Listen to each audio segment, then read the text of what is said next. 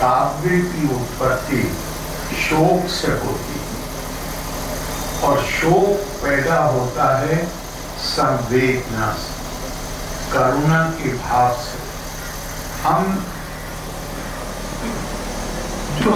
हम सब रोजाना देखते हैं समाज में जो कुछ भी घटित हो रहा है, लेकिन जो संवेदनशील हृदय होते हैं, जिनके अंदर करुणा होती है, वो उसको केवल देखते नहीं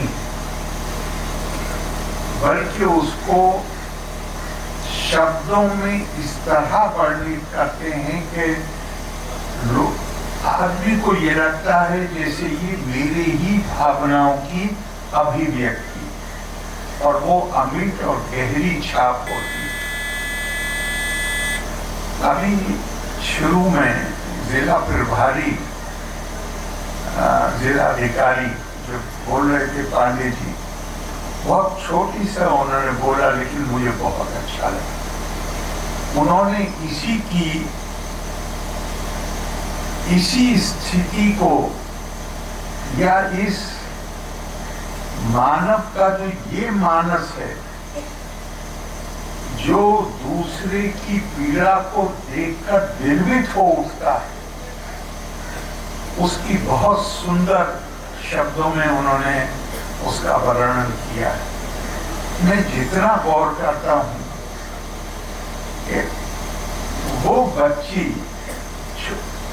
जिसको बहुत ही कम उम्र में कि जो भी परिवार के हालात रहे हों, मजबूरी के बगैर तो कोई ऐसा काम नहीं करता, लेकिन उस मजबूरी में किए गए काम से उस बच्ची के मानस पर क्या असर पड़ता है, और वो इस लायक भी नहीं है कि अपने दर्द को बयान कर सके।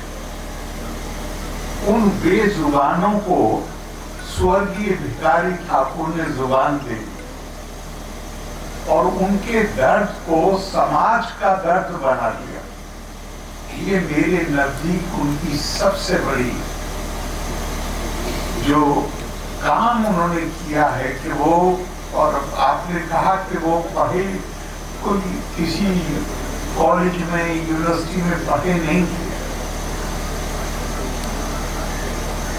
ये बहुत से लोग गलती करते हैं। एक होता है साक्षर होना और एक होता है ज्ञान होना। मुझे लगता है कि हमारे यहाँ निश्चित तौर पे अब तो बहुत स्थिति बेहतर हो रही है, लेकिन साक्षरता की कमी एक जमाने से हमारे यहाँ रही है, लेकिन समझ और ज्ञान की कमी नहीं है। बल्कि मुझे ध्यान आता है कि हमारे एक प्रोफेसर थे जवाहरलाल नेहरू यूनिवर्सिटी में, मुझसे भी बड़ा प्यार करते थे, प्रोफेसर विपिन चंद्र। उन्होंने अपने छात्र काल की एक कहानी अपनी किताब में लिखी है। वो जर्मनी में पीएचडी कर रहे थे। 1948 स्वतंत्रता प्राप्ति के फौरन बाद के बाद आप में से बहुत लोगों को मालूम होगा कि जब हम स्वतंत्र हुए हैं तो हमारे देश में साक्षरता की दर 17% के लगभग थी, यानी बहुत कम लोग थे जो पढ़ लिख सकते थे।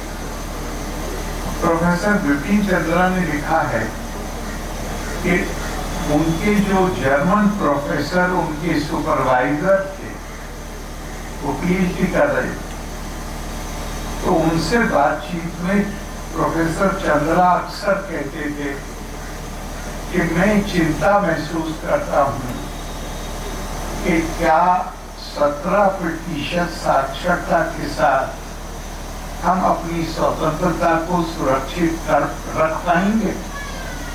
बोले मेरे दिल में हमेशा ये डर रहता था कि हम कहीं फिर से गुलाम न बन जाए। बोले मैंने ये बात 2-3 दफा जब चर्चा के बीच में मैंने ये बात कही।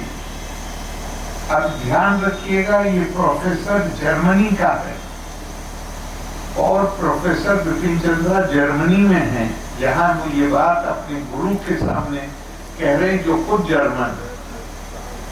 तो बोले जब मैंने 2-3 बार ये बात विभिन्न मौकों पे कही तो मेरे प्रोफेसर ने मुझसे कहा, विपिन हमेशा ध्यान रखना कि दुनिया में जब जर्मनी में दुनिया के किसी देश में इतने पीएचडी नहीं थे जितने जर्मनी में थे। उस वक्त जर्मनी ने हिटलर को पैदा किया और भारत में तुम जैसा कहते हो साक्षरता की दर 17 से भी नीचे है वास्तविक रूप में। उस भारत ने महात्मा गांधी को पैदा किया। तो केवल साक्षरता पढ़े लिखे ज्ञानी होने की शर्त नहीं होती, ज्ञान तो और भी बहुत स्रोतों से प्राप्त किया जा सकता है। तो हमारे देहातों में आज भी उन लोगों से हमारी मुलाकात हो जाती है जो स्कूल और कॉलेज और यूनिवर्सिटी में नहीं पढ़े, लेकिन उनसे थोड़ी देर हम बातचीत करें तो हमें बहुत सी नई बातें सीखने को मिल जाती। मैं उस पर आपका समय नहीं लूंगा, लेकिन हमारी परंपरा में, भारतीय परंपरा में एक बात कही गई है, ये संसार जो है इसको विष वृक्ष से इसकी तुलना की गई।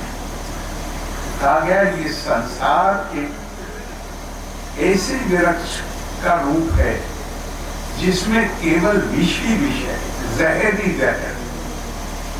लेकिन जहर से भरे हुए इस पेड़ पर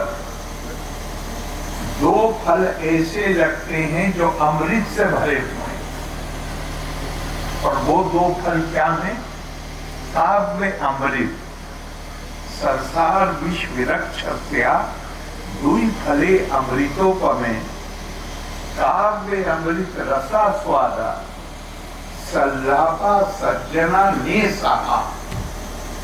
इस विष रूपी वृक्ष पर 2 अमृत से भरे हुए फल रखते हैं। एक तो वो है जो काव्य के रूप में सामने आता है, साहित्य के रूप में सामने आता है, और दूसरा है सज्जनों की संगत। यही उद्धार का माध्यम बन सकते। और भी ये बात कही गई है। अगर अच्छा साहित्य क्या है? स्वर्गीय भिखारी ठाकुर ने अपनी भाषा में जो साहित्य, उस साहित्य का क्या महत्व, आखिरकार बहुत ज्ञानी लोगों ने उन्हें अभी यहाँ रेफरेंस दिया गया कि उनको भोजपुरी का शेक्सपियर, भोजपुरी का शेक्सपियर कहा। अब शेक्सपियर दुनिया के बहुत बड़े साहित्यकारों में, जैसे हमारे लिए, मैं आगे कभी को नहीं कहूंगा, उनका तो दर्जा ही कुछ और है वाल्मीकि जी का, लेकिन जैसे हमारे यहाँ कालिदास, अगर ये कहा है तो उस साहित्य के बहस को देखकर ही कहा।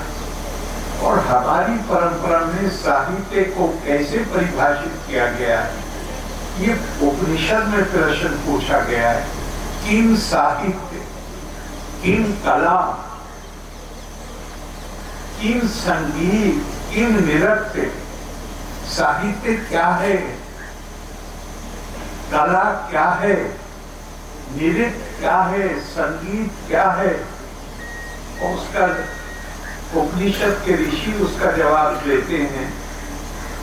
कम परमात्मानी लाती गिरहणाती इति साहित्य इति कला। जो चीज हमें परमात्मा के पास लेकर आए वो साहित्य है, और वही चीज है जब परमात्मा के पास हमें लाती है कोई कीर्ति, कोई रचना, वो हमारे दिल के तारों को छू जाती है।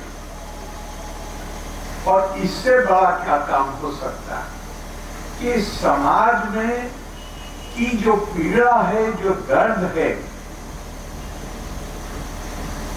समाज में व्याप्त जो बुराइयां हैं, देखिए एक तरीका होता है, बहुत सारी चीजें हैं, कुरीतियां हैं जिन्हें आज हमने कानूनी शक्ल में देश के आजाद होने के बाद कानून की मदद लेके उसके ऊपर कानून बना के उन्हें रोकने की कोशिश की। और आज अगर वो काम कोई करता है तो वो अपराध गिना जाता है और उसके खिलाफ कानूनी कार्रवाई हो जाती है। स्वर्गीय भिखारी ठाकुर का योगदान क्या है? उनके पास कानून की ताकत नहीं थी, शासन की ताकत नहीं थी। उन्होंने उन कुरीतियों को, उन गलत कामों को रोकने के लिए मानस को बदलने की कोशिश। कानून से ज्यादा जो महत्वपूर्ण चीज होती है कि जब हम मानस को बदल दें और हम खुद उस चीज को जो व्याप्त समाज में उसको बुरी नजर से देखने लगे